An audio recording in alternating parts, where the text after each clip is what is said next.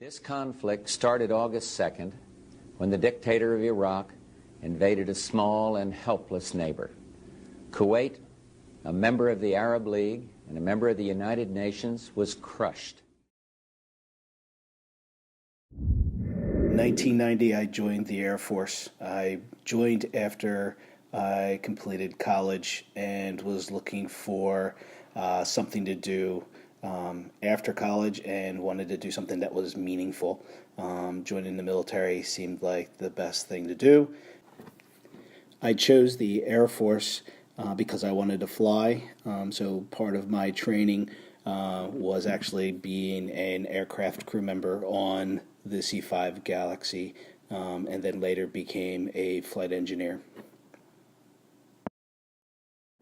In early August 1990, leader Saddam Hussein ordered the invasion of neighboring country Kuwait.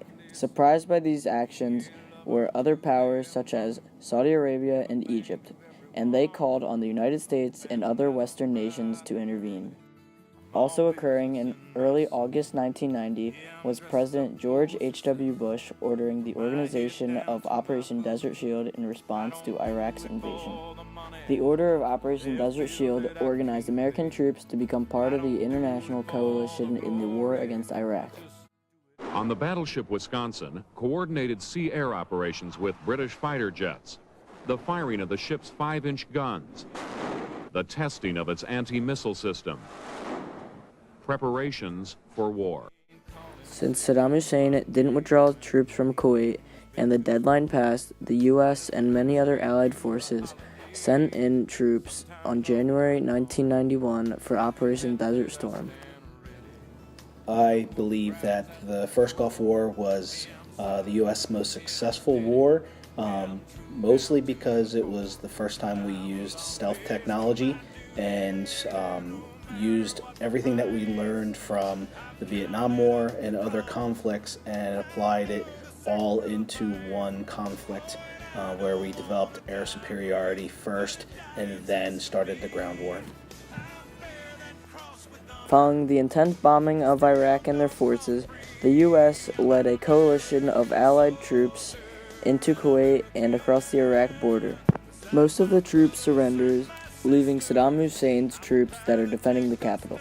They had failed to defend the capital, and generals of the Iraqi forces were forced to call a ceasefire, and the U.S. and Allied forces accepted that by March 3rd. As the Iraqis retreated, their convoy was heavily bombed, and this road was dubbed the Highway of Death. But the retreating Iraqis did set fire to hundreds of oil wells before signing a ceasefire on the 28th.